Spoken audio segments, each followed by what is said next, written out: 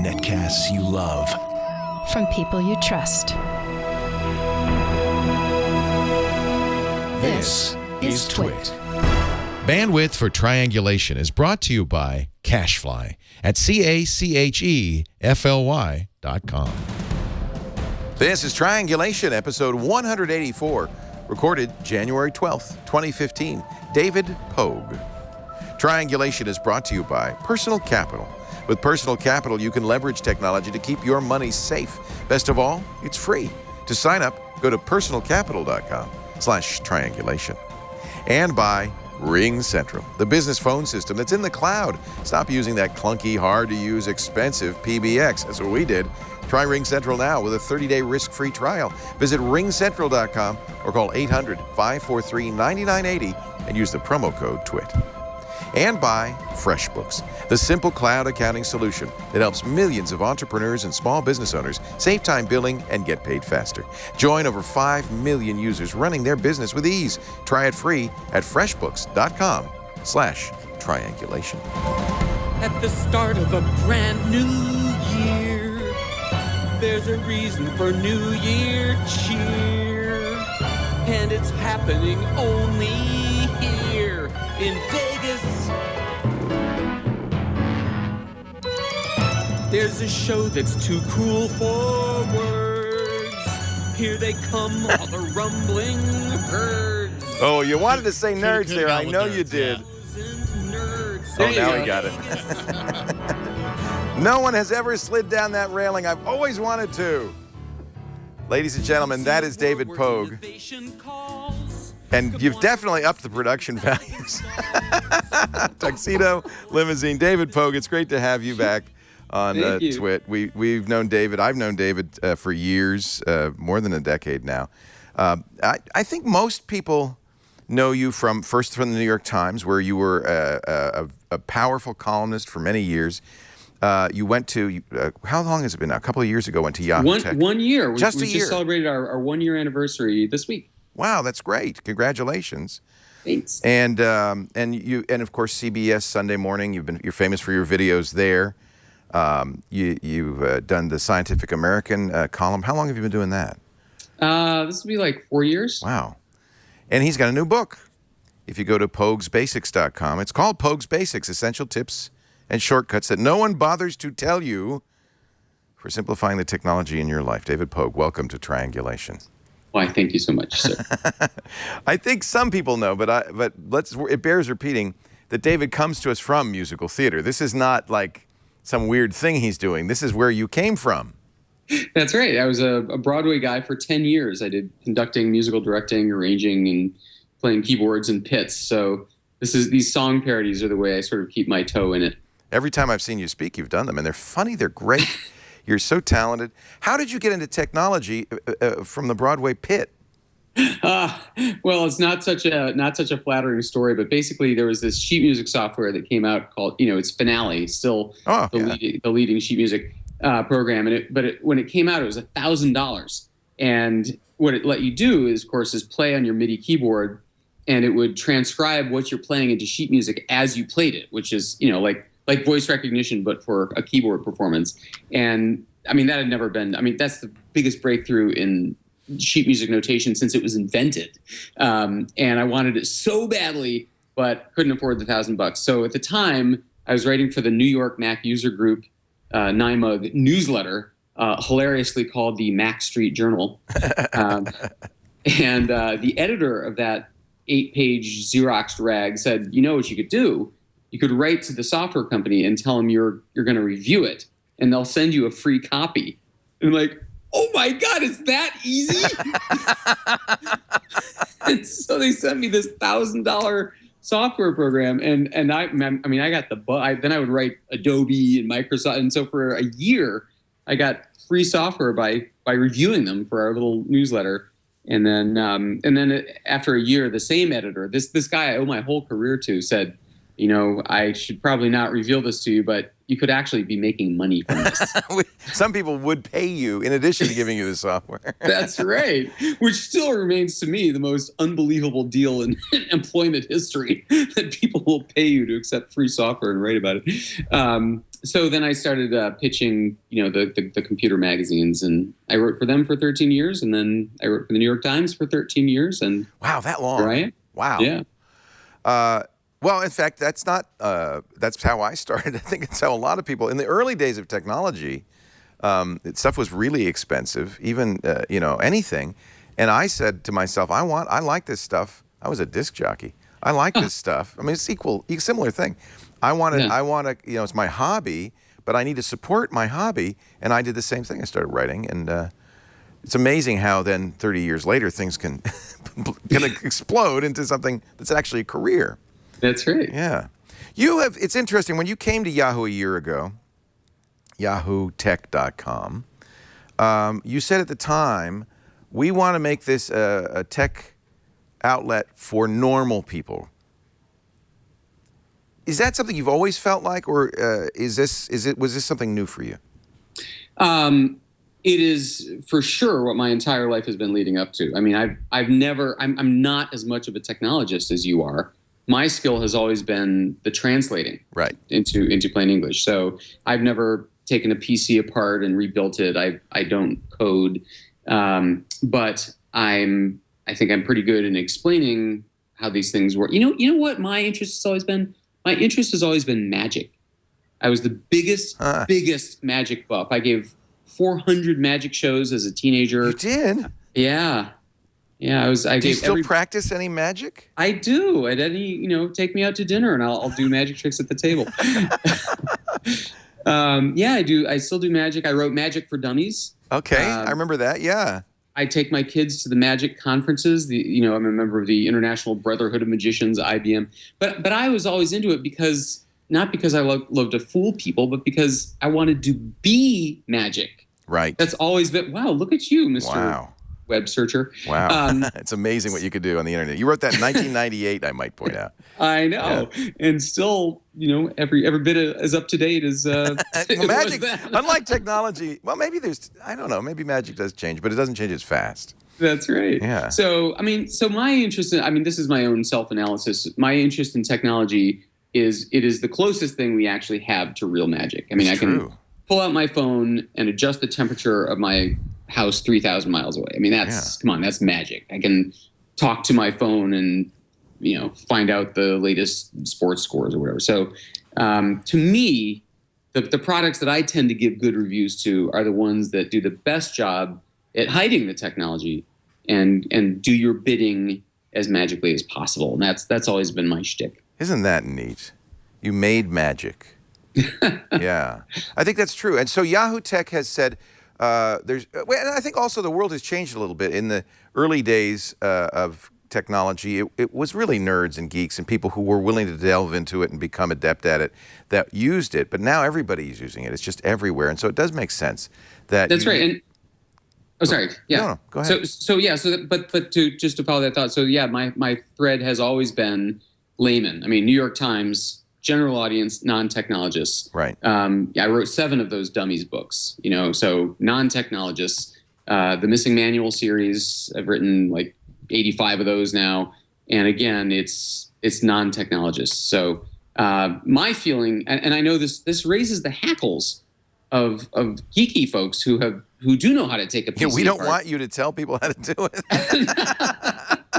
Stop it, David. You're giving away the secret to the tricks. You've worked hard to get where you are. You don't want it to be easy. You think there should be some degree of work to master these things. So there's a certain antagonism, and I understand that. But the fact is that the audience of people who feel overwhelmed by technology is much bigger than people who spend every day working at it. Absolutely.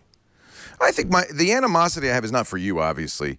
Is for well, of course, we're old friends, but the animosity is more for like big television networks and others who want to dumb it down. They want to say, I think the thing that always irked me, and it started at Tech TV, was their attitude was people are stupid, So what we're going to do is we're going to take this and simplify it to the point where any idiot can understand it.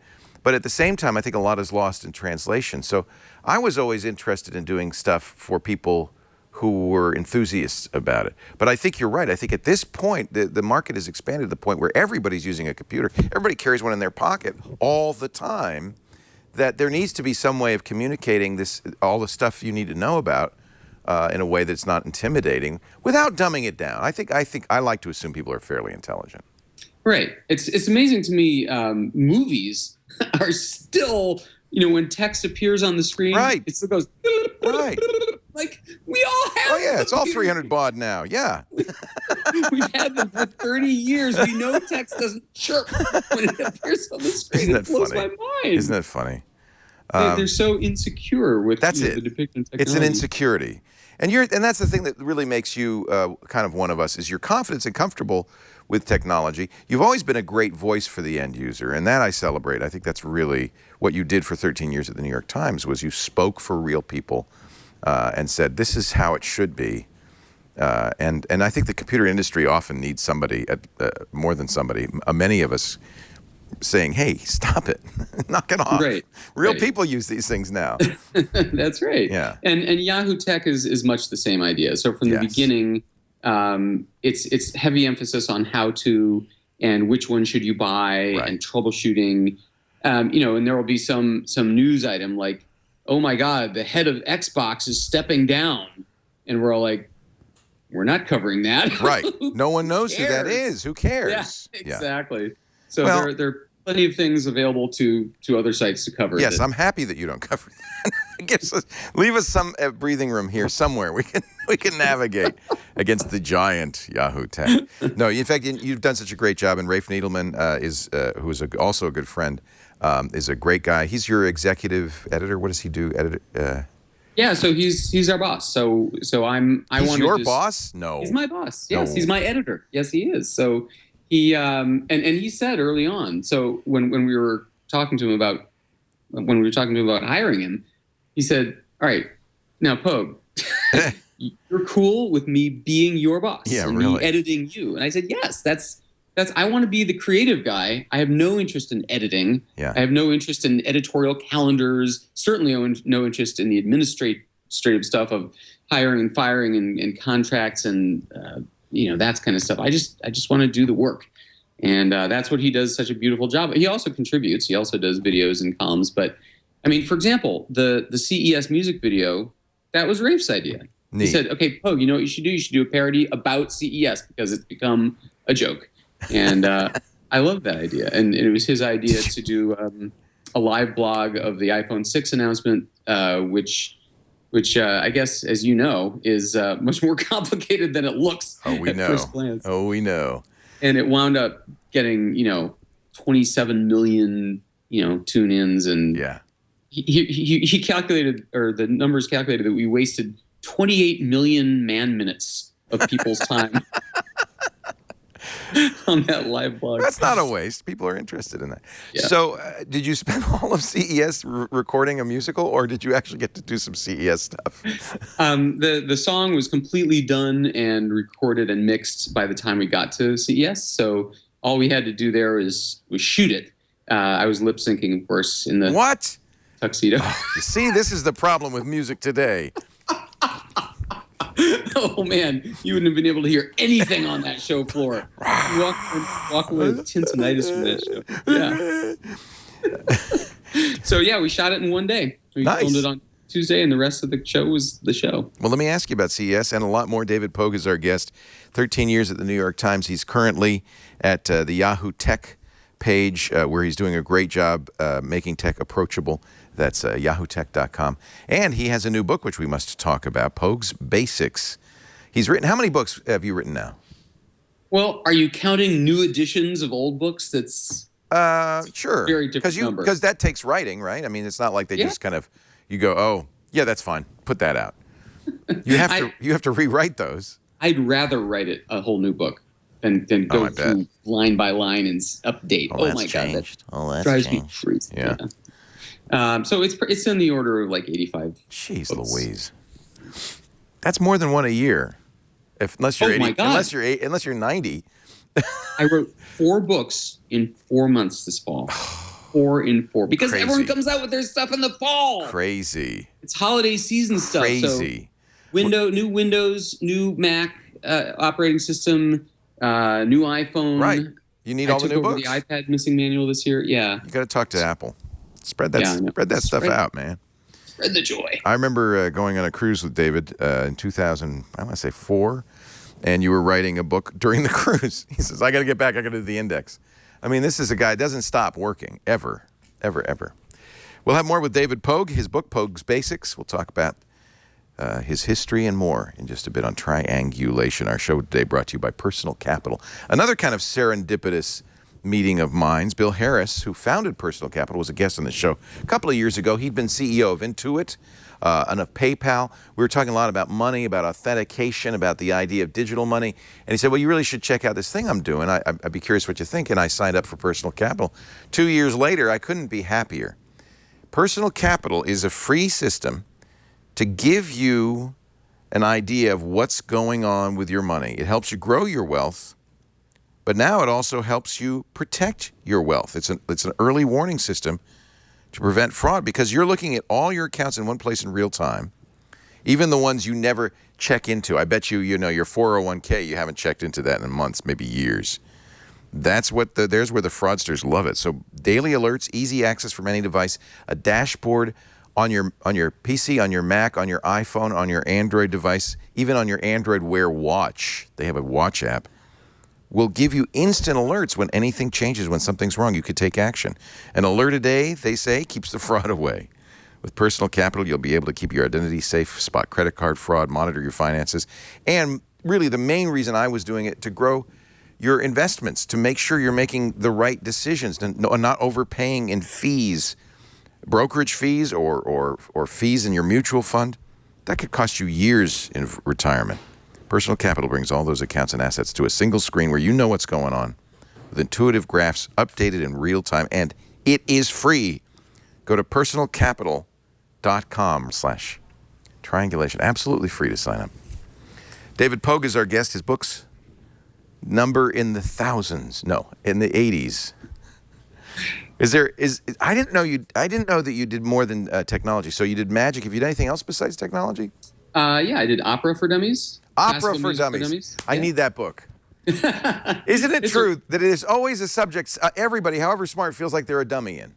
Yes. Oh my God, yes. And that's what the dummies press did so well. I mean, it started with this one book. It wasn't ever supposed to be a series. It was DOS for Dummies. Dan Gookin's brilliant concept. He wrote DOS for Dummies, and the book took this us versus them approach, which is like, those nerds, they want to lord it over you with their jargon and their technical concepts to make you feel bad.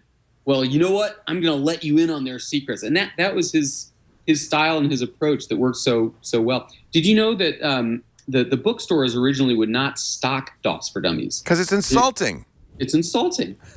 The customers are being called a name, and that's not okay. So it became a mega runaway hit by independent bookstores who took the risk. And then I did Max for Dummies and opera for dummies and classical music for dummies. Oh, neat. I co-wrote with my best friend from college, Scott Speck. He's a professional symphonic and opera conductor, so he did the heavy lifting on those two. So that's you went to Yale, and did you study music at Yale? Is that what you did? Yeah, I was a music major. Yeah. Wow, neat. Now, when I was at Yale, if you were a drama major, it meant you mostly just read plays. Does the music majors at Yale actually make music? We do. Oh, good. Man, it was really cool. So Yale has, of course, a school of music, a graduate school. Right. And the cool thing about the undergraduates is we were allowed to take courses from the music school if we wished.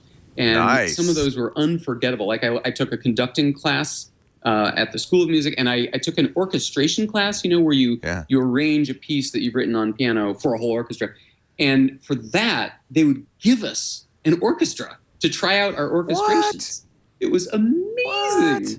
Yeah. Now, wait a minute. Now, the conductor, come on, let's be honest. It's just going like this, right? He's not doing it.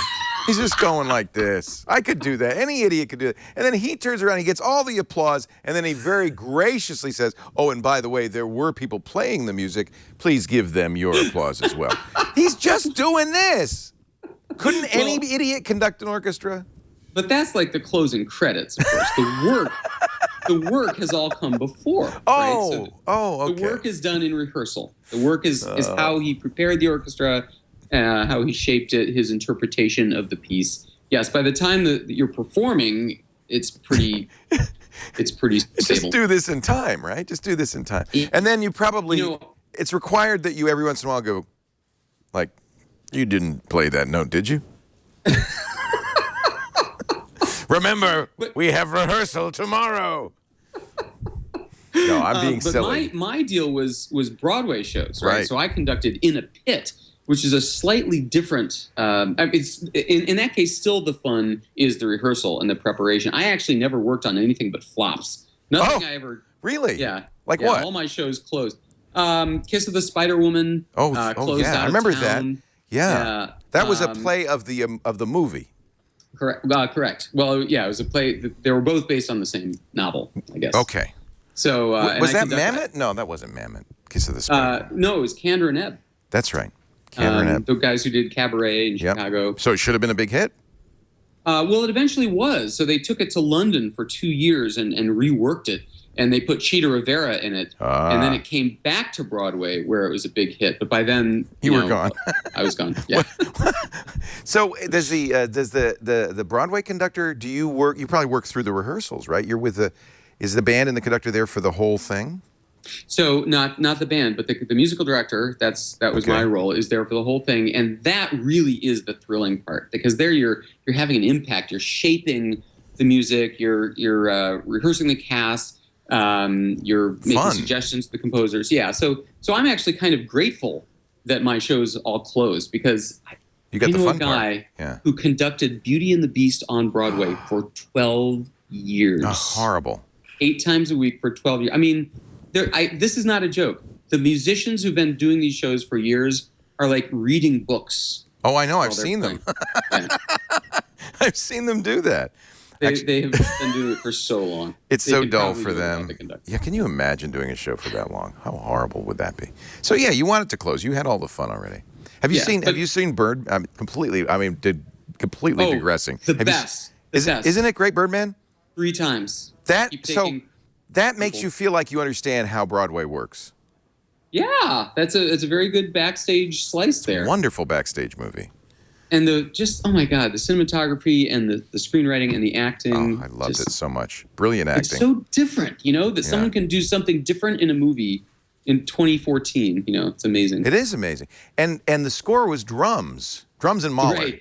Right. But I thought that was really innovative and cool. And every once in a while, you see the drummer. It's like, oh, there is a drummer. It's not That's right. But I have to say, the reason I bring it up is it's about the artist, really, is what it's about, and about being an artist, and how how difficult that is, and challenging and scary.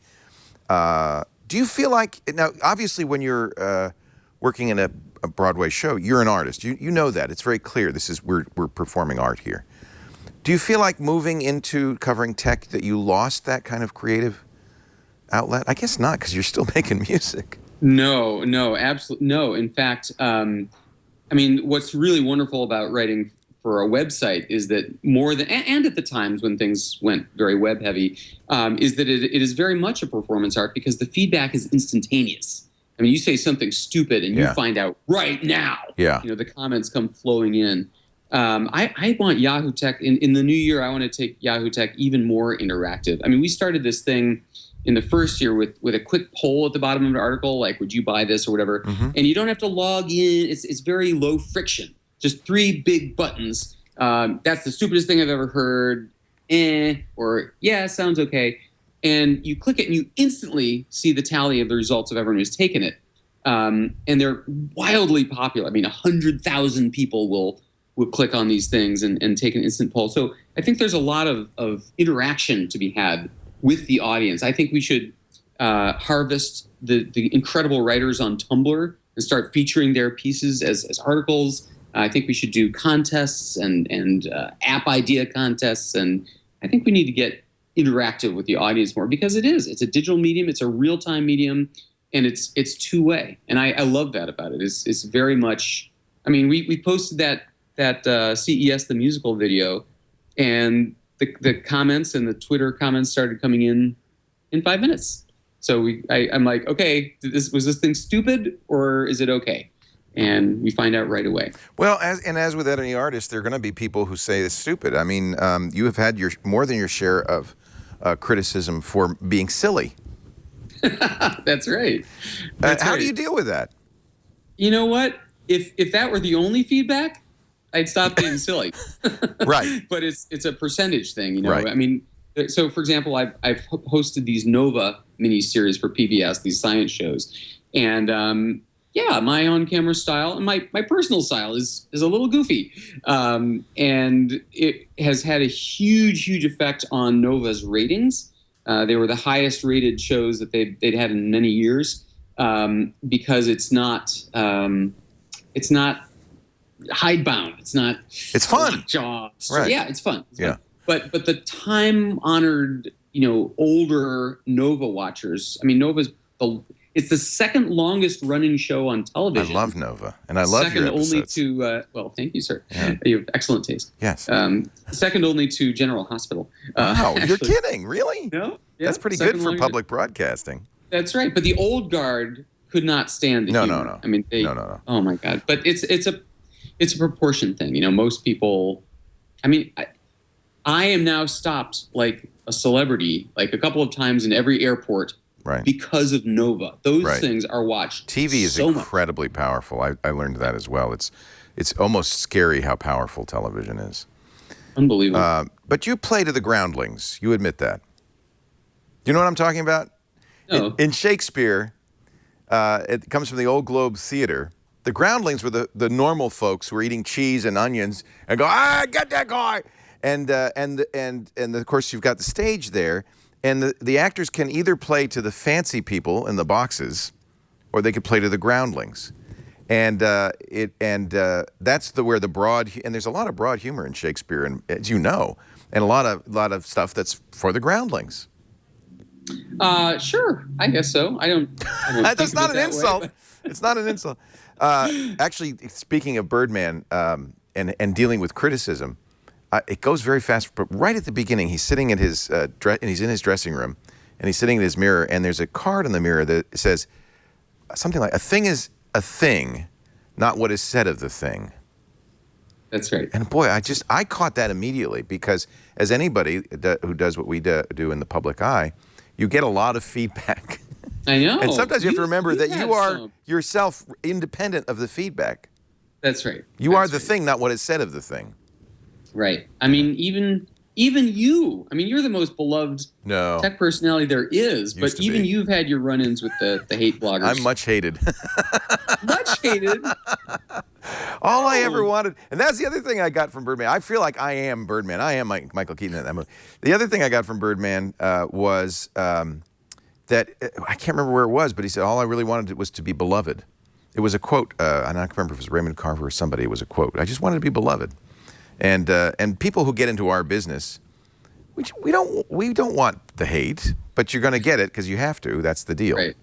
You stick your head up out of the groundhog, out of the hole. Someone's going to shoot at you.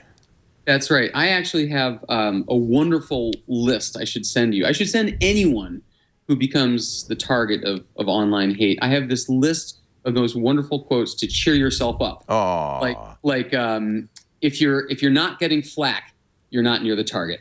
I like it. That. Oh, I like it. Wayne Gretzky's quote about the shot or something about the shot you'll miss every time is the one you miss every take. shot you don't take. Thank you. That's the one. Yeah. And and there's so many like that are so true. If you're gonna get noticed and do work in the public eye, you're gonna get flack.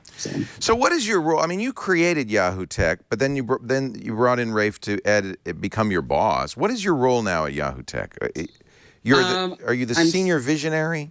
Yes, I'm the senior visionary. I just took the team out to dinner in Las Vegas. Nice. The whole crew. There's 9 of us writing. Is that all?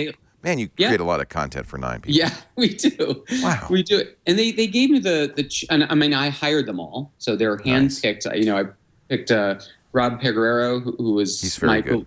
Yep. He's so good. He was at the Washington Post. Dan Tynan is great. Dan Tynan is fantastic. And Alyssa Bereznak is amazing. Dan Howley from Laptop Magazine. Rob Walker from the New York Times. And you've got Becky working for you, too, which is great. Yeah. We love Becky really Worley. does videos. Yep. So anyway, I got to handpick these people based on their writing.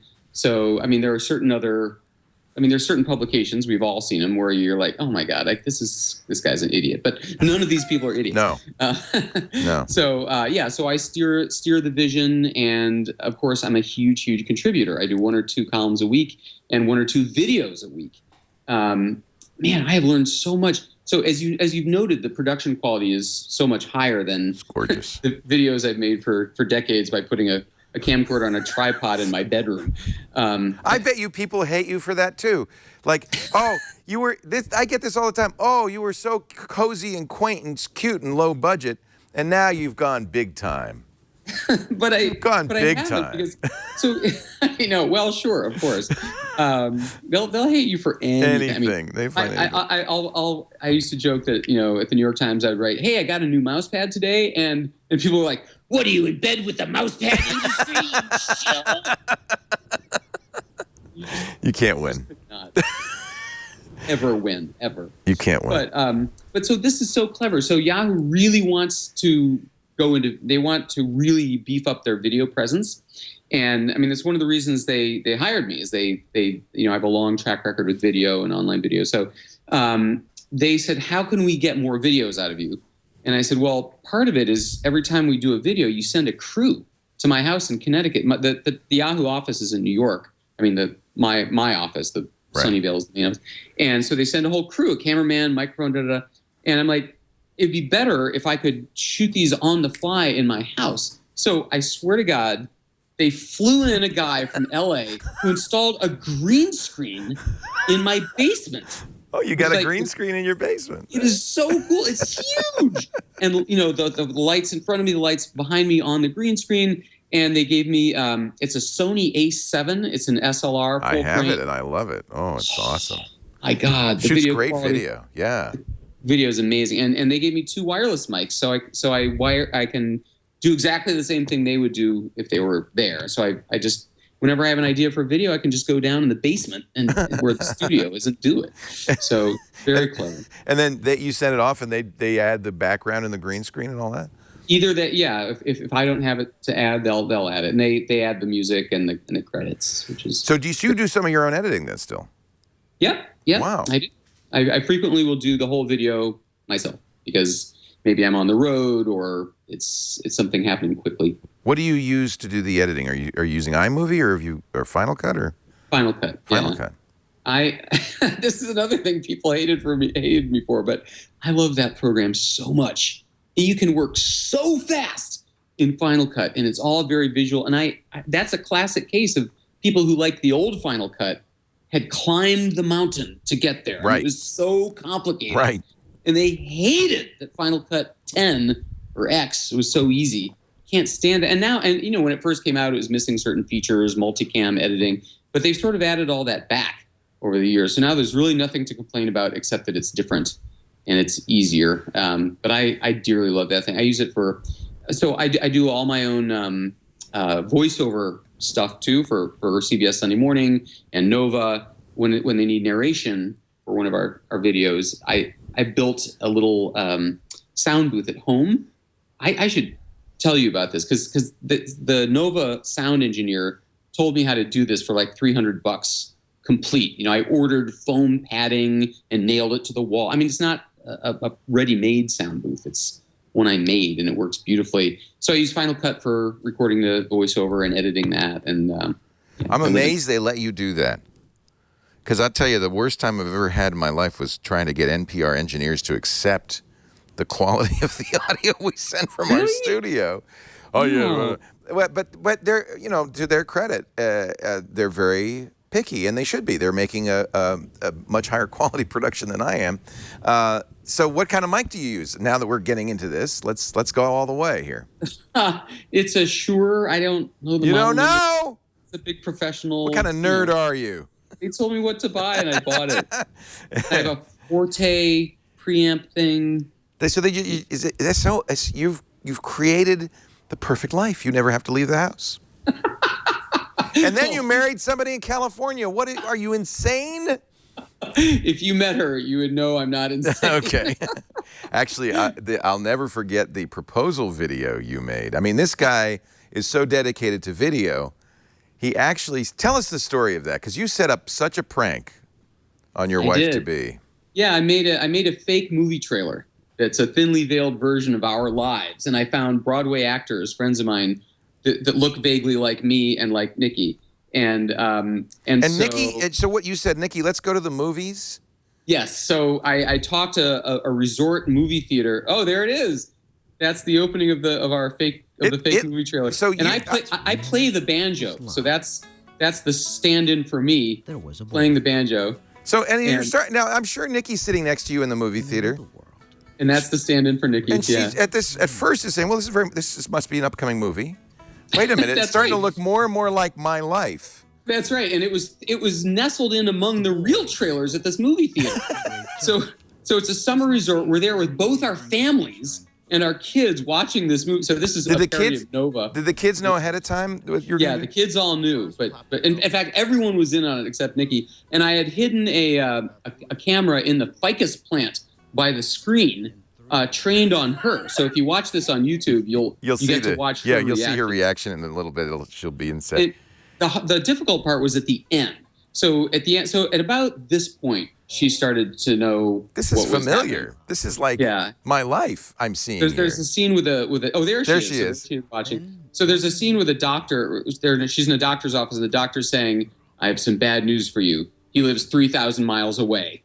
And she breaks down into tears, and so so at that point, her jaw is starting to drop at this point. Yeah, that's right. Like, wait a minute, there's something going on. Her hand flies to her mouth in the doctor's scene. That's when she knew for sure. And but the great thing is, at the end of the video, I, in person in the video, walk in and interrupt these actors and say, wait. You can't propose to her in a video. I have to do this live. Oh, my God. And then I turned on the screen. Okay, so here's the doctor scene. And he's going to say... Bad news. You live 3,000 miles from him. But we could consider some of the modern treatments. There she goes. She's starting to realize. You've heard of chat therapy? Yeah, chat therapy. That's the solution. Anyway, so at the very end, I break in. Yeah, so there's me on the screen and me live. So there I am getting up. And there's a whole crowd of strangers here. Well, you probably know them pretty well by now. This is the resort audience, and so the cast of the movie is all looking out at the screen and interacting with me. You're amazing that you prepared this. This is incredible. But the scary thing is when I said, "Will you marry me?" I gave her only 1 second of time. I gave her either time in the pre-recorded video for a yes or a no. You fool! She has to think. If she said a joke or something, like, "I thought you'd never ask," the timing would not have worked. So, you're a brave man. Not to mention that. Yay! It worked perfectly. Thank God she had no hesitation. You must have known. That is just amazing. I had a pretty good idea she would say yes. I love it. So this the audience reaction on the screen is completely recorded ahead of time. Totally canned. Wow. Totally canned. Wow. So if it had been any other reaction, it would have looked really stupid. But Leo, this is a classic case. So this video, we showed it to a few friends, and they're like, "Oh my God, you got to post that." Yeah. So I discussed this with Nikki. She's like, "Sure, go ahead." And so I posted it on YouTube, and thousands and thousands. It's had 500,000 views, and people are like, "Oh no, I posted it on Vimeo. That's it." And people were, "This is so moving," and I cried, and so clever. But then there's like these Slate articles, like, "What kind of egotist humiliates his wife?" Oh Lord! Lord!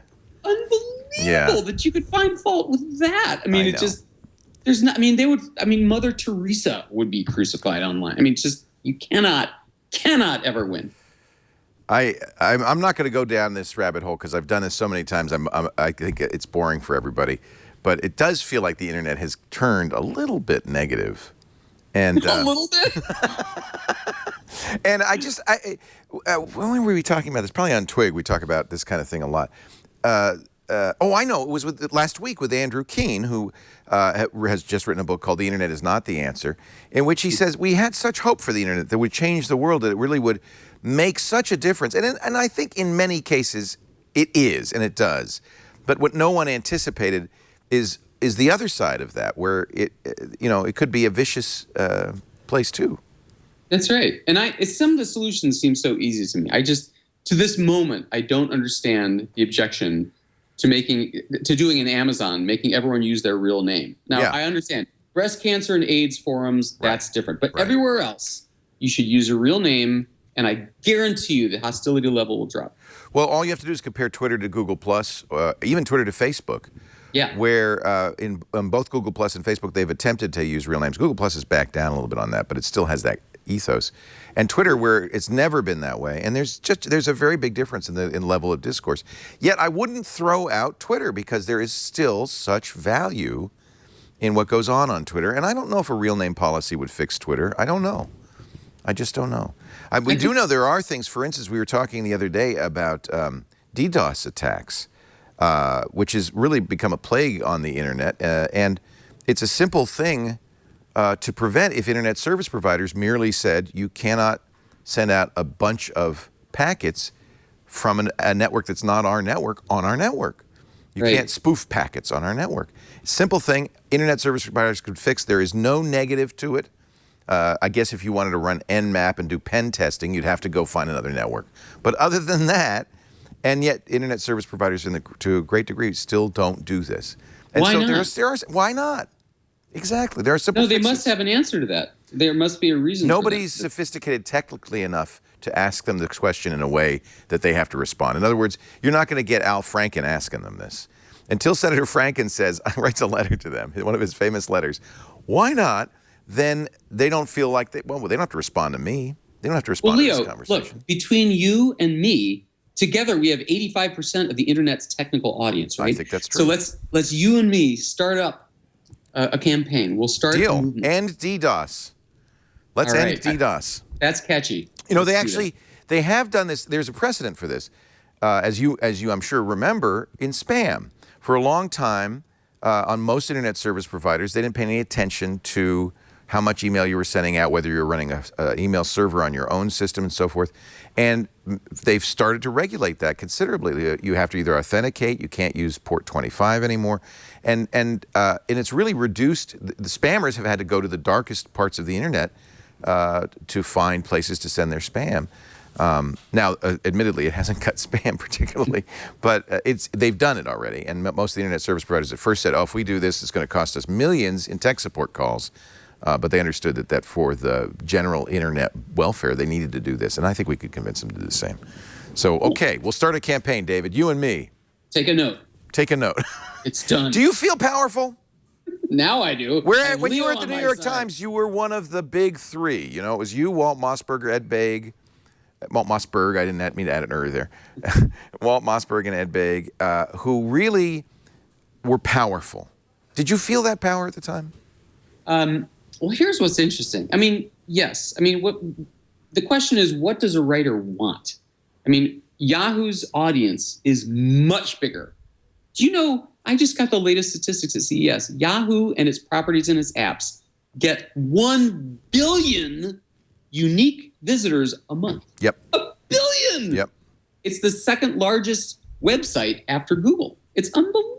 It's amazing, isn't it? I mean, not 1 billion reading my stuff, but we have. But people don't know about TV.com and OMG and all these properties that are massive with real people.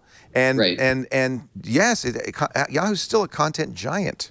Yeah, exactly. So the question is, do I feel powerful? My audience is larger, right? I'm reaching many more people. Isn't that interesting? It is, isn't it? So a writer writes to be read. So is Yahoo Tech as powerful as my column was at the New York Times? Probably not. But am I in it for power?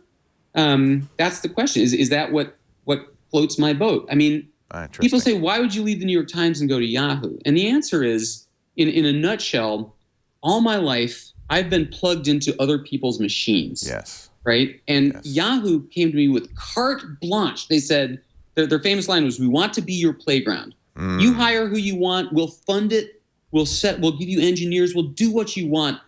You're a black box. Go make us something cool. And nobody's ever said that to me. And you, Leo, you can appreciate how giddy that would be as an option. I had to do it. I had to do it myself because no one was going to say that to me. You can do anything you want. No. Exactly. Do anything you want. We'll pay for it. So I invented it. Right. That's for myself. And I'm thrilled that you have had that opportunity. But I still have to say, the power that, it's interesting because Walt has made the same choice, by the way. He's left the Wall Street Journal to go to Recode. So it's clear that people value control and doing your own thing more than they value the bully pulpit that some third party might let you have or might not over time and so forth. But there's also a time quotient. 13 years, that's a long time in one job at the New York Times. Yeah. 1,280 words every Thursday for 13 years. So, now, some might say that's not exactly a heinous workload. Come on, let's be honest. If you didn't have all those books, that's why you write the books. That's right. All you had to do was 1,280 words a week. Come on, David. That's right. It's the same. It's the same thing over and over. So it is boring. And I'm sure that's what Walt said too. It's very much like conducting Beauty and the Beast for 1,200. Yes. Well, it's a little more variation than that, but that is interesting that the two most powerful newspapers, Wall Street Journal and New York Times, both of us stepped away to web properties in exchange. We've done the power thing, I guess. We've made our names. We have nothing more to prove there. Now we want to see if we can build something new. From a distance, you must look at the New York Times with some pride because they seem to, of all of the print media, seem to have been making a good transition to digital. Do you agree with the strategies? Now that you're at a distance, a year's remove. I didn't think that the paywall thing would work. I really didn't. And for a long time, it was a pretty low number of subscribers to pay. They did the unthinkable. They took something that used to be free and took it away from people. You can't do that. Conventional wisdom says you cannot do that. Conventional wisdom says you can't. But they seem to have done it. I can't remember the latest numbers, but they have a lot of subscribers now. Yeah. So I guess it's working. And I hope so. We need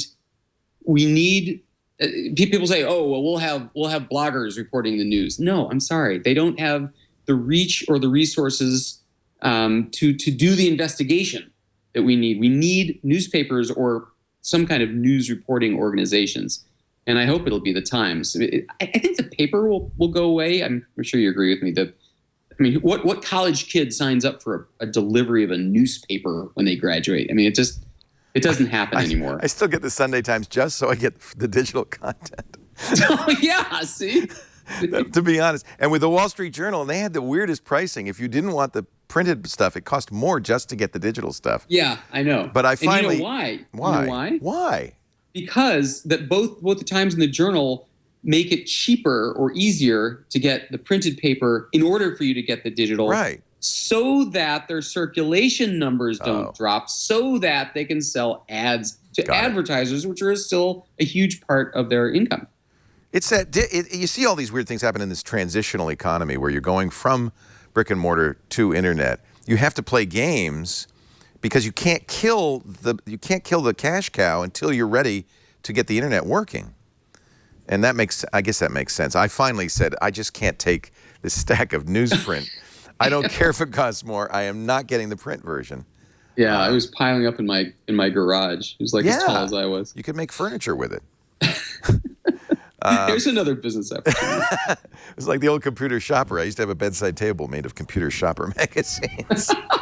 I guess we won't miss print. I kind of miss a little bit the idea. Somebody once said that newspapers aren't going to go away. They're just going to be a high premium bespoke product. Like in the old days, in the 20s, like Downton Abbey time, when you'd have the butler would iron the newspaper so that the ink wouldn't get on the master's hands before he delivered it with the tea tray in the morning, that it will be some sort of special thing. Because books are that way, aren't they, David? You still write printed books. Mm-hmm. I do. And I bet you the printed stuff sells better than the e-book, right? It's changing, but so far, yeah. There's something about physical. People haven't yet given up, but you're right, our kids may well give up. Yeah, I mean, things in technology, formats tend not to go away completely, right? We still have LPs and so on. So yeah, it's likely that it will trickle along for a long time.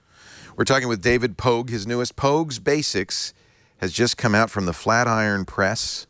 I like that name. Is that you? Who is Flatiron Books? It's a new imprint of Macmillan. Oh, and I am their very first book. They just opened for business on January. Or they started officially public in January, and so I was their first gamble. And I don't mind telling you, Pogue's Basics is, out of 85 books, the first time I've ever been on the New York Times bestseller list. No kidding.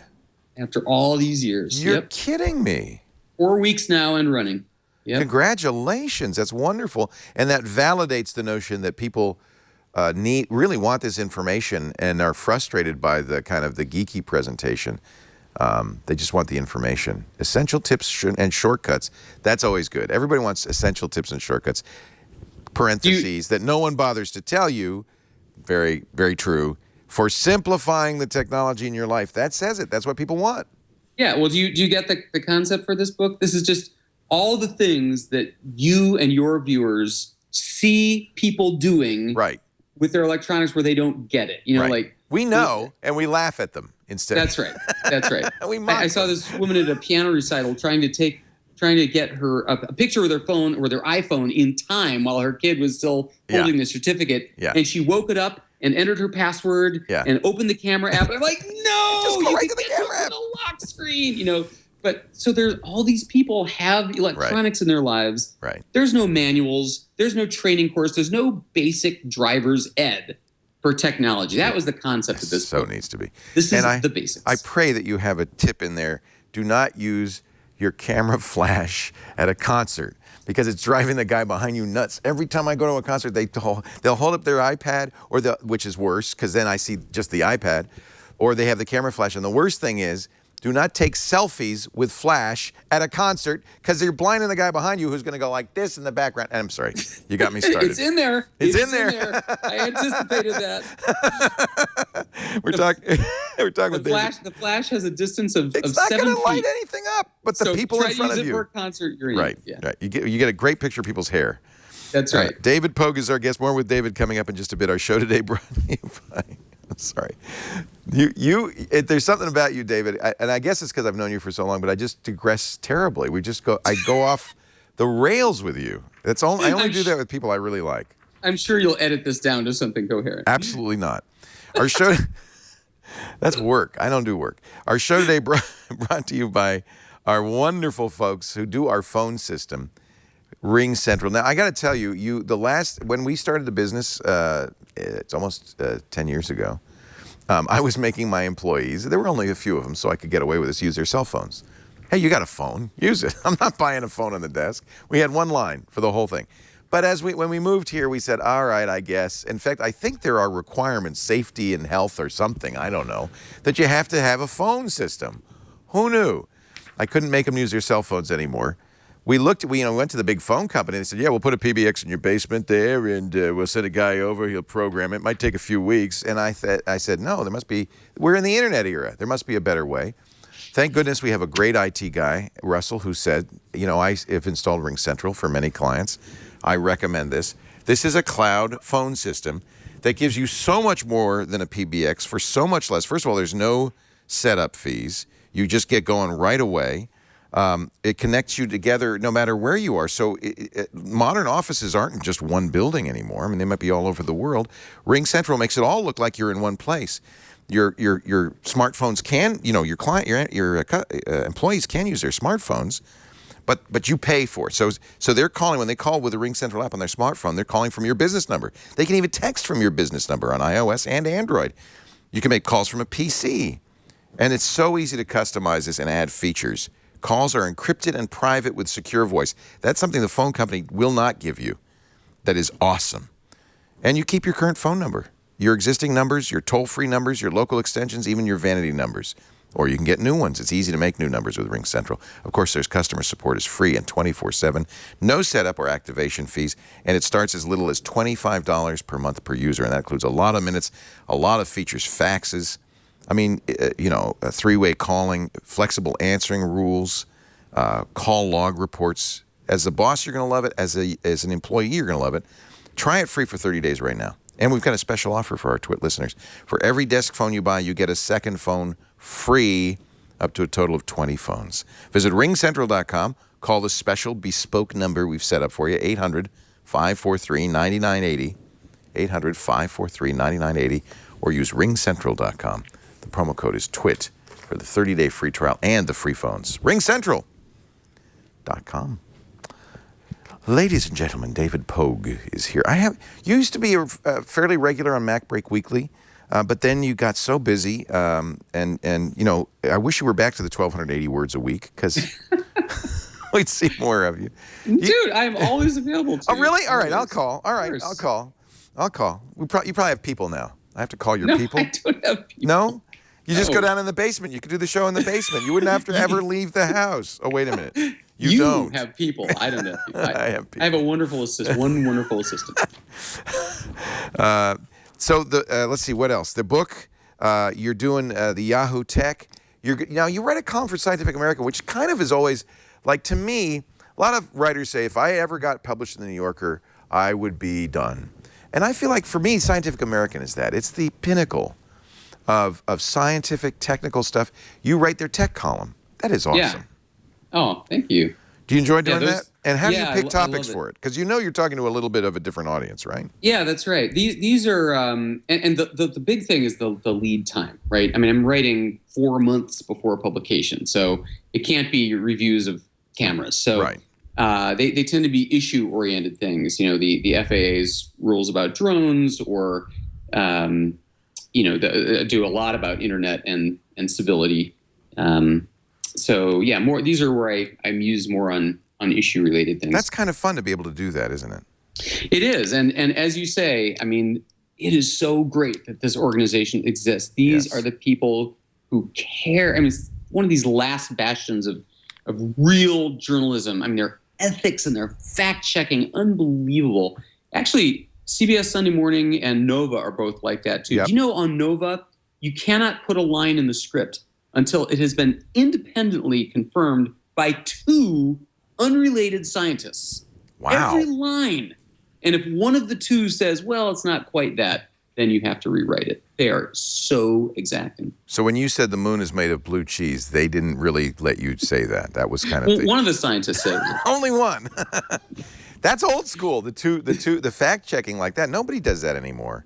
They don't. Well, these outfits do. And I'm really CBS glad. News too. See the Sunday morning show. Yeah. Man, they are so ethical. One time I wanted to, we were doing a story on how movie theaters are trying to fight back against home movie viewing, right? They want to attract people. And so one thing they were doing was allowing you to bring your own wine and liquor into the theater, and food and stuff. Bring your own and watch the movie there. And so we were filming one of these theaters that permits that. And I thought it would be hilarious if I came in with an armful of food, and if the ticket taker said, dude, what are you doing? You can't bring food in here. So I said, hey, will you say this when I come up? Oh. Yeah. Producers, what are you doing? You That's can't staging. That's staging. Staging. Yeah, I said, you can't do that. This is a news channel. You cannot stage. God, I feel like talk about Downton Abbey. This is so old-fashioned. Fact-checking, not staging the news. What are you? But I'm so glad that this still exists. And I guess it shows how old school I am. Because in the internet blogging age, anything goes loosey-goosey. And the thought is always, well, the reader will figure this out. Things like native content, where the reason advertisers like native content is because it looks exactly like editorial content, except it's an ad. And why do they like it? Because it tricks people, it fools people. That's not okay. That's not nice. I mean, wow. Well, so Okay, so here's the thing. When Yahoo Tech launched, and Yahoo now has 15 of these magazines, right? They have Yahoo Movies, Yahoo Style, Yahoo Parenting, Yahoo Do It Yourself, Yahoo Travel, Yahoo Food. They hoped to have all of it be native advertising, and it doesn't mean what you just said. These things are clearly labeled at the top. In fact, they have a dollar sign. I mean, it says it's unmistakable. Well, then what? But it's still so it's advertising. But why do advertisers want it?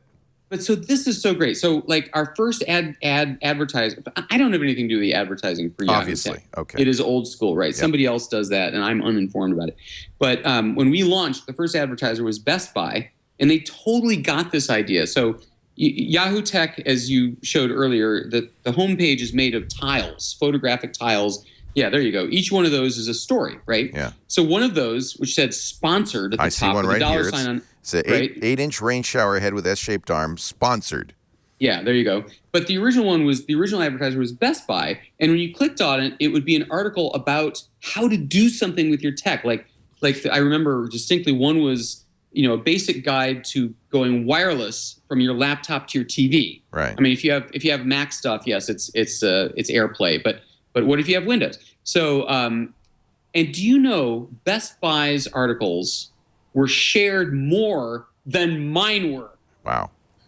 So there was no tricking, but in the videos that Best Buy created, it was a guy in a Best Buy shirt, but otherwise no product was ever mentioned. Best Buy was not mentioned. It was purely there for the benefit of the reader, which I think is the best kind of advertising there is. No one will object to an ad if there's something in it for you.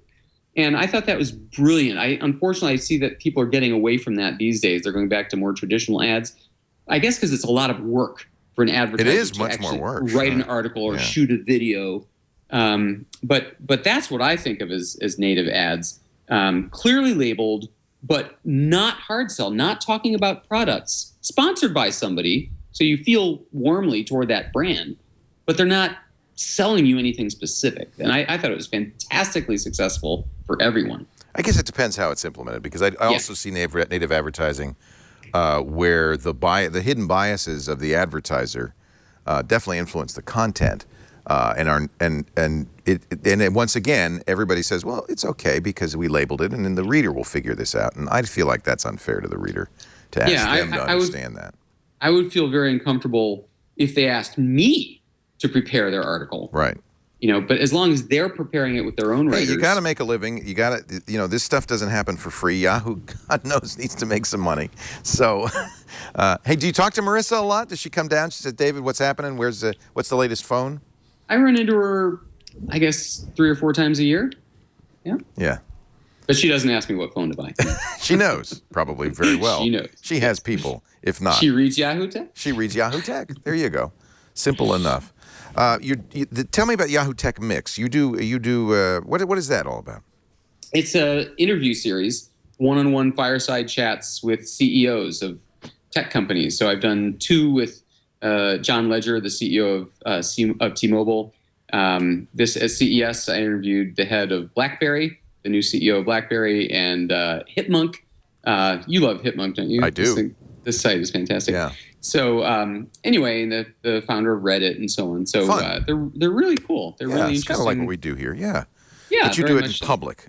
We do it in front of a live audience, and then the results are posted online. What do you think of Blackberry? Any chance? So it's really interesting. John Chen, the new CEO, is a turnaround expert. He did an incredible turnaround of is it SAP? No.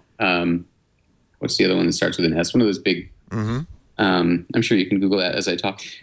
Anyway, so his idea is, yes, we've lost to iPhone and Android. Okay, right. We get that. Phones aren't going to be our strength anymore. We're going to sell them. We're going to update them. But we're going to try not to make that our primary effort. We're going to move into these other things that we're good at. Apparently, BlackBerry, their QNX technology that they bought, which is pretty amazing, yeah. 50 million cars. Yeah. So they want to get into car technology, Internet of Things technology. They want to hedge their bets, which I think is very smart. That's smart. And it's funny. By the way, it was Sybase. Sybase, thank you. It's funny because the thing that I think they've done that I really like, I think QNX is going to be great, and we're seeing a lot of cars, including Ford, turn to QNX as an operating system. But the BlackBerry Classic, which is a classic BlackBerry, and the Passport seem to be getting some acceptance in the market from people who say, gosh, I miss my BlackBerry. So maybe phones aren't completely dead for BlackBerry. Oh, no, they're not completely dead. Yeah. In fact, they're still 70-something% of their revenue. I mean, they're still giant. Yeah, but the company itself is much smaller than it used to be. It's a few thousand instead of 16,000 employees. And they're down to under 2% of the smartphone market, down from 50%. And their stock is down from, I think it was $300 a share at one point, and now it's less than a tenth of that. So it's been quite a fall. I watched your review of the Bebop, the new Parrot AR drone. I feel like you're a drone guy. This is your thing. I love them so much. Anybody who loves video loves drones, right? Well, it's true. And you know what? I was doing some thinking about this, and it's not just that it's fun. It's that if you think about your life right now, where can you see your world in the third dimension? Right now, it's this special event. Honey, on Valentine's Day, I'll take you to the rooftop restaurant on the skyscraper downtown. Or it's from a plane where you get to see from high, but you can't control where you're going. It's a rarity. It's a special event to be able to go up high and see the third dimension. So what the drones do, I mean, our whole lives we've been like ants on a rug, right? Our whole lives are two-dimensional. The world we know is flat. But the world the birds know is not flat. So all of a sudden, drones let you freely and easily fly and see everything from any angle at any time. And that's flying a drone around something like your neighborhood or your house, it's such a mind blower. Like, oh my God, I sort of know this layout, but I've never seen it like this. And that's what I think is the real kick with drones. I mean, yeah, they're changing a lot of industries, photography and movie making and engineering. Engineers use it to inspect bridges and stuff instead of climbing. But I just think if you've never flown one and seen your world from the third dimension for the first time, then you've missed out. I've always wondered, what is the fascination with these drones, and you can't stop staring at drone video. You explained it. That's exactly what it is. It's you're seeing the world in three dimensions for the first time in your life. It is so true. It is such a mind blower. And I feel like the other big thing at CES, of course, was wearable fitness trackers, and we're getting way beyond the accelerometer bands. I mean, now they're tracking blood oxygen and blood glucose and perspiration and stress levels and your breathing, your posture. They're tracking so many more things. And I feel that's the same thing. I think the fascination there is an invisible world once again becoming visible, right? For the first time, we're seeing into our bodies and the way they work that we used to never get without a visit to the hospital or the doctor for a specialized test. I mean, the first time you saw your sleep patterns, wasn't that a mind blower? Yeah. Yeah. You're exactly right. That's fascinating. It's the same thing. Both of these technologies are lifting the scales from our eyes into things that have been around us our whole lives that we couldn't see. Yeah. We're talking to David Pogue. One more minute to go with him, but I do want to remember to plug this great new book, which is on the New York Times bestseller list, Pogue's Basics, published by Flatiron. It's everywhere, Amazon, Barnes & Noble, Books A Million. Actually, the best thing to do would be to go to the website, which is poguesbasics.com. And there's a video. That's a TED Talk with 10 of these things to give you examples. I was hoping to talk about some of the tips in the book, but they're like, let's do those. Let's talk some tips. Well, I want to see if I can stump you, because you are the technological master, you can stump me. Well, all right, he's going to stump me in a moment. Just let me take a break. I don't think I can stump you. Okay. Some native content coming up here from our friends at Freshbooks, and then more with David Pogue from Yahoo Tech and Pogue's Basics. Our show today brought to you by Freshbooks. I actually used Freshbooks for years. First discovered it in 2004. I was flying to Canada to do Call for Help, and I was invoicing them. I was using Microsoft Word, and I had my little logo, and it was such a pain to launch Word and make invoices. I wouldn't do it for 5 months, and then I'd send them 6 months of invoices, and the accountants at Rogers would say, "What is this? You can't do this. Be a business, for crying out loud." Amber said, "Please, Leo, get Freshbooks," and it changed my life. Changed my life. The easiest way to do invoicing. Suddenly I'm doing invoices kind of automatically every month. They're paying me faster because it's easy. There's the invoice in the email has a button that says, here, pay. And then, of course, they accept credit cards. They accept all the online payment systems. So it's very, very easy for your clients. It turns out, who knew? Clients want to pay you. They're just like you. They put it off because it's a pain in the butt. So make it easy for them. On average, FreshBooks customers get paid 5 days faster. On average, FreshBooks customers double their revenue in the first 24 months. FreshBooks is more than just invoicing now. They've got apps which are great for iOS and Android. It makes it very easy to do time and hours, all the tracking logged automatically on your phone and then put right into the invoice. Simple. They'll also help you do expenses. If you're expensing stuff with the invoice, you just take a picture of the receipt. Boom, it's in the invoice. Automatically. Billing your clients for your time, for your expenses has never been easier. Just open the FreshBooks app. I love it. If you want to try it, I want you to, for free for the next 30 days at freshbooks.com/triangulation. All I ask when they ask you, how'd you hear about this? Why, how do you know about us? You just say, oh, yeah, Leo told me on Triangulation. Just tell them Triangulation sent you. freshbooks.com/triangulation. Do not suffer in silence. Get paid faster with FreshBooks. David Pogue is here. How many TED Talks have you done? Seems like you do a lot of them. I've done 4. 4? Okay. Yeah. That makes you like a TED all-star.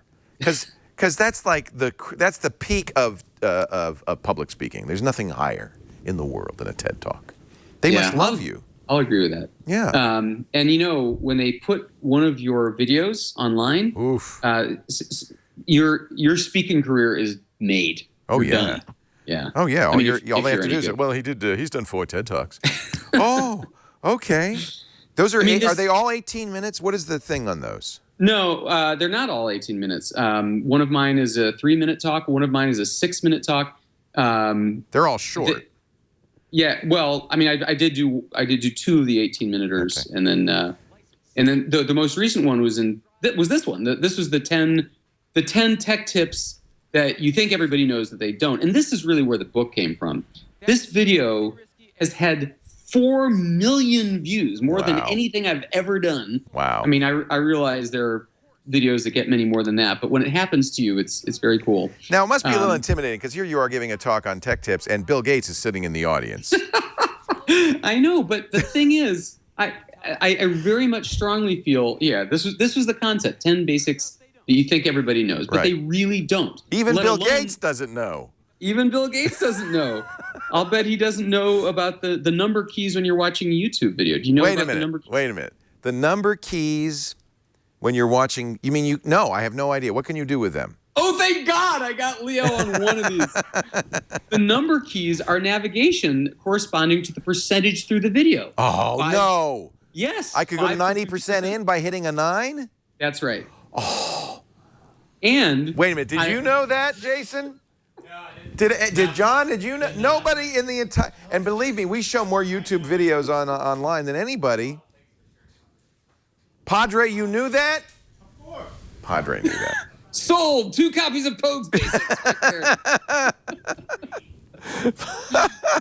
Okay, give me another one. That's an essential. So that's a great one.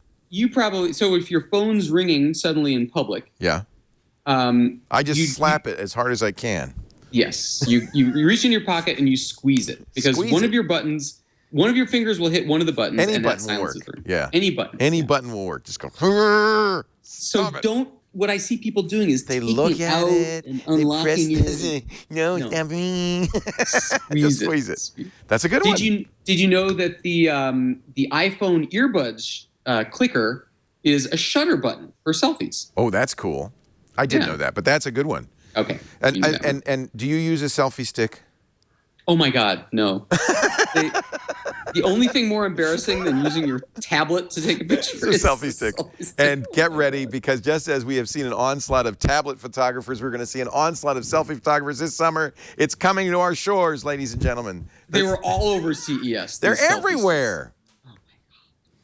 They look goofy. I mean, you have the earbuds cord, you have a self-timer now. It's really just and you have people you could ask to. Yes, and ask people. It's nice. Talk to people. They're nice, turns out. Yes. They are very okay, nice. give me another one. Test me again. Well, I don't think I'm going to stump you past that one. I mean, I'm that sure was you a know good one. That 1 through 9. I love that. Yeah. Well, there's a whole bunch of them. Did you know that the L key is adjust the speed up? It jumps ahead. So J, K, L all do things. K is play stop, and J is rewind a little bit. Wow. L is fast forward a little bit in YouTube videos. Kids who live on YouTube these days, they probably know all this. Yeah, I learned this from my son, actually. Hey, how? So first of all, here's a picture of you, my son Henry, and Kelly, very, very young. Henry is now in college. He's 20. I guess Kelly is probably too, right? He's 19. He just applied. He's a senior in high school. Senior. So, oh my God, that is wild. Isn't that a great picture? Well, except that it's backlit. If you use Pogue's Basics. Oh man, stop it! I didn't. You would have known. I know. I should have fixed it. The one time to turn on the flash is when you're backlit. I should have used the fill on that. This is David right before he said, "Now I got to go because I got to write the index to my latest missing manual." No.